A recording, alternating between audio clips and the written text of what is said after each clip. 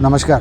एक दिवसापूर्वी म्हणजे घटना घडण्याच्या एक दिवसापूर्वी हे जे आरोपी होते बसलेले होते आणि आम्ही वेळेची मर्यादा पाळतो. दरवेळेला आमचे हॉटेल ज्या वेळेत प्रशासनाने जे सांगितलं आहे त्या वेळेचे बंधन पाळून आम्ही त्यावेळेला बंद करतो. आम्ही त्यांना विनंती केली की आता बंद करण्याची वेळ झालेली आहे, आपण उठावं. त्यांनी सांगितलं आम्हाला एक क्वार्टर द्या. ॲक्च्युअल आम्ही त्यांना सांगितलं की तुम्हाला पार्सल घ्या, तुम्ही बाहेर कुठेही बसा प्या, पण त्यांनी शिवीगाळ करून मारहाण करणे सुरुवात केली. हे एक दिवस अगोदर झालं. आम्ही त्यांना विनंती केल्यानंतर ते निघून गेले. दुसऱ्या दिवशी 10 लोक त्यांनी काही मास्क वगैरे लावून एंट्री केली आणि संपूर्ण काही चाकू घेतल्या होत्या, काही बॉटल्स होत्या आणि त्यांनी आमचे जे मॅनेजर आहेत सुमित इंगडे यांच्यावरती काउंटरवरतीच त्यांनी मारहाण सुरुवात केली. त्याच्यातून गल्ल्यातून काही मुद्देमाल होता, पैसे होते, असे ते जप्त केले. फ्रीजचं नुकसान केलेलं आहे, हॉटेलमध्ये बॉटल्सचं नुकसान केलेलं आहे आणि निघतासुद्धा आमचे जे शेफ आहेत त्यांना मारहाण केली, वेटरला मारहाण केली. यांचा काय उद्देश होता?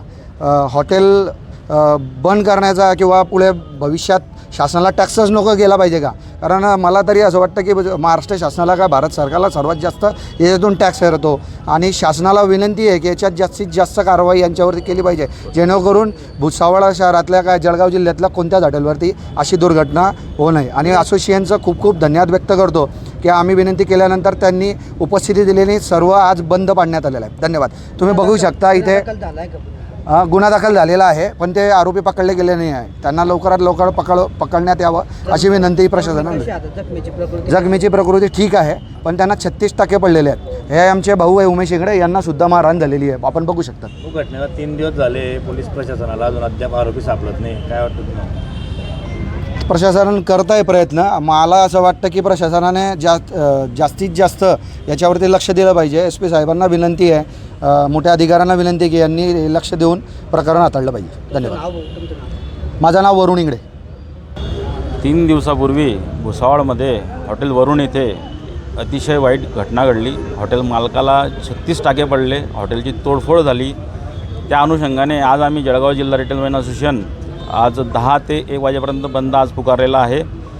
पोलीस अधीक्षक कार्यालय जळगाव येथे आम्ही आज सगळे लायसन्स इथं आलेलो आहोत. त्याचं कारण असं की अशी गुंड प्रवृत्तीचे लोक या हॉटेलमध्ये बसून बिलांचा वाद करून हे हॉटेलची तोडफोड करून वेटरला मारहाण करून मालकाला मारहाण करून आम्ही शासनाचे टॅक्सपेअर आहोत. आम्हालाही कायद्याचा पूर्ण अनुभव आहे.